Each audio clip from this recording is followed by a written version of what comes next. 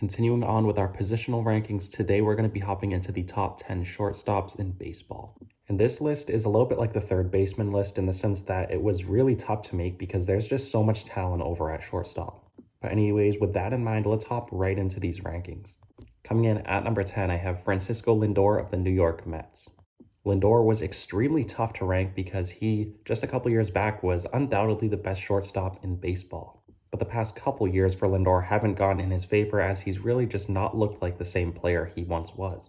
Last year, in his first season in New York, he played in 125 games where he hit .230 with 20 home runs, 63 RBIs to go along with 10 stolen bases, a .734 OPS, and a 3.1 WAR. Now, these numbers honestly aren't even that bad, but just looking at Lindor out there last year, you could tell he wasn't the same player he was in Cleveland. Now, in terms of defense, Lindor is pretty good over there defensively. He's won 2 Gold Gloves in his career, and last year he looked great.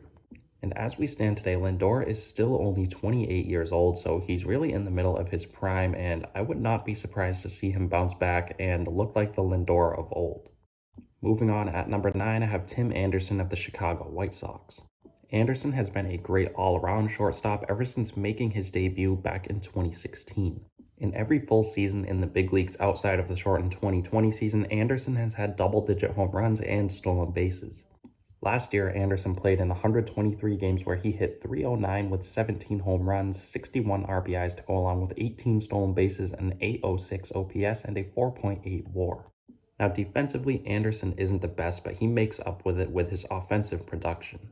He's a very clutch hitter. He's shown up big for the White Sox over the past couple seasons, and I have him coming in at number 9. Moving on, at number 8, I have Xander Bogaerts of the Boston Red Sox. Bogaerts has been with the Red Sox for a very long time, as he is the only remaining player on the roster that was on the 2013 World Series team. He's been a very solid source of power for the Red Sox over at the shortstop position, and last year was no different. He played in 144 games where he hit .295 with 23 home runs, 79 RBIs to go along with an .863 OPS and a 4.9 WAR. Defensively, Bogaerts can and has made some very good plays, but he's overall not the best defender. But even with the defense not being so great, Bogaerts is clearly one of the most valuable offensive players in Boston, and I think he's going to have yet another productive campaign in 2022. Bogaerts is a great contact and power hitting shortstop, and he's all around a very consistent player, and I have him coming in at number 8. Moving on, at number 7, I have Corey Seager of the Texas Rangers. Ever since making his debut back in 2015, Seager has had some issues with staying on the field, but when he has played, he has been extremely productive. Last year, he played in 95 games where he hit .306 with 16 home runs, 57 RBIs to go along with a .915 OPS and a 3.7 WAR. Now, in terms of defense, Seager is not bad by any stretch, but he's also not a great defender. I've been a big believer in Seager ever since he got called up. Last year, I predicted him to win the National League MVP award, but unfortunately, he got injured. I think Seager is going to benefit from a fresh start in Texas. As long as this guy stays on the field, I could see him hitting 30, maybe even 35 home runs with a 300-plus average and really making a huge impact in his first year in Texas. Seager is all in all a great shortstop. I have him coming in at number 7. Moving on, at number 6, I have Trevor Story of the Colorado Rockies. Story has been clearly the best offensive option in Colorado ever since Nolan Arenado departed last year. He has had some strikeout issues that still lingered today, but outside of that, he is as complete of a shortstop as you're going to find in baseball. Last year, Story had a down year in which he played in 142 games where he hit .251 with 24 home runs, 75 RBIs, and 20 stolen bases to go along with an .801 OPS and a 4.2 WAR. And while Story has never won a Gold Glove in his career, I think this guy is one of the more underrated defenders over at shortstop. It seems like he can really get to anything, and he has one of the best arms over there at short. Trevor Story is all around a great shortstop, and I have him coming in at number 6. Getting into the top 5, at number 5, I have Wander Franco of the Tampa Bay Rays. Franco has been one of the more hyped up prospects we've seen in a couple years, and last year he showed why. He only played in 70 games, but in those 70 games, he hit .279 with 10 home runs, 45 RBIs to go along with an .802 OPS and a 3.5 WAR. Franco is the type of player that can just hit the cover off of the baseball, and he is extremely disciplined at such a young age. He reminds me a lot of Juan Soto because, like Juan Soto, Franco is so advanced at such a young age, and I would not be surprised to see him in the MVP conversation this year. Defensively, Franco is so advanced considering he's still only 20 years old. He's pretty good over there. Like, I mean, this guy's only going to get better as time goes on. So when this guy is in his prime, he is probably going to be a Gold Glove defender and one of the best offensive players in the game. While he's not quite there yet, he is still an extremely talented young player, and I have him coming in at number 5. At number 4, I have Bo Bichette of the Toronto Blue Jays. Bichette is still only 23 years of age, and last year he found himself in the MVP talks towards the end of the year. He wasn't close to winning it, but just showing up in those conversations at such a young age goes to show just how talented this guy is at such a young age, similar to Wander Franco. Last year, Bichette played in 159 games where he hit .298 with 29 home runs, 102 RBIs, 25 stolen bases to go along with an .828 OPS and a 5.9 WAR. He has a very good glove for being so young, and it's only going to get better as time goes on. And in my eyes, I think Bo Bichette is a little bit overshadowed simply because he is teammate of fellow young superstar Vladimir Guerrero Jr. People slept on Bo Bichette all year last year, and he really didn't get the love that he deserves.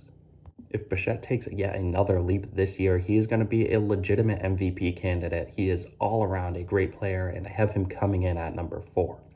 At number 3, I have Carlos Correa of the Houston Astros. Last year, Correa was undoubtedly the most valuable offensive player for Houston. He played in 148 games where he hit .279 with 26 home runs, 92 RBIs, and an .850 OPS to go along with a 7.2 WAR. And defensively, Correa was the best shortstop in all of baseball, and it was not close. He had a 2.9 defensive WAR, which was far and away the best in terms of shortstops. If you ever watch Houston Astros games, you will know how good Carlos Correa is defensively. He has an insane glove to go along with probably the strongest arm over at shortstop in all of baseball. He throws absolute cannons whenever he's turning the double play. It's really just a thing of beauty. As we stand today, Correa is still a free agent, and it's anyone's guess as to where he's going to sign, but whoever lands him is going to be extremely lucky. He's a solid player, and I have him coming in at number 3. At number 2, I have Trey Turner of the Los Angeles Dodgers. Turner is an absolute stud, and in my eyes, he is the most slept-on player in baseball. Turner has some of the best power and speed combination you're going to find over at shortstop in today's game. Last year, Turner played in 148 games where he hit .328 with 28 home runs, 77 RBIs, 32 stolen bases to go along with a .911 OPS and a 6.5 WAR. He can do everything offensively. As you can tell from the numbers I just read off, this guy can hit around .330 while hitting 30 home runs and stealing 40 bases.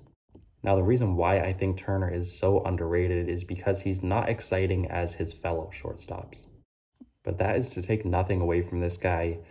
I know how good this guy is, and a lot of people are starting to realize just how good he is. Last year, he finished 5th in the MVP voting, and I think if he were a more exciting player, he would have probably finished top 3. Defensively, his glove is pretty solid as well, so when you take into account that this guy is just a complete offensive player to go along with a pretty solid glove over at shortstop, he's one of the best shortstops in the game today. Coming in at number 1, I have Fernando Tatis Jr. of the San Diego Padres. Tatis is just an unreal talent over at shortstop. Last year, he played in 130 games where he hit .282 with 42 home runs, 97 RBIs to go along with 25 stolen bases, a .975 OPS, and a 6.6 WAR. He's as exciting of a player you're going to find in baseball today. I personally think he is the most fun player to watch. Up there with Shohei Ohtani. It's pretty close, but Tatis is just so fun to watch. Now, in terms of defense, Tatis has the potential to be a very good shortstop, and he is still developing. The Padres moved him to the outfield, which wasn't a great experiment. So defensively, he still has a lot of work to do, but he's still so young, so I think eventually he'll figure it out. But this guy is just so fun to watch. He's such a good talent. He has 40 home run, 40 stolen base potential. I would not be surprised to see him hit that mark over the next couple seasons because when you watch this guy, it is just unreal. He is just on another level. Tatis is as good as it gets over at shortstop, and I have him coming in at number 1. So there you have my top 10 shortstops in baseball today. Let me know your thoughts down below where you agree or disagree. And as always, if you guys do enjoy the content, feel free to subscribe. I'm going to continue to post a lot more ranking videos as we head closer to 2022. And as always, I want to thank you guys again so much for watching, and I'll see you next time.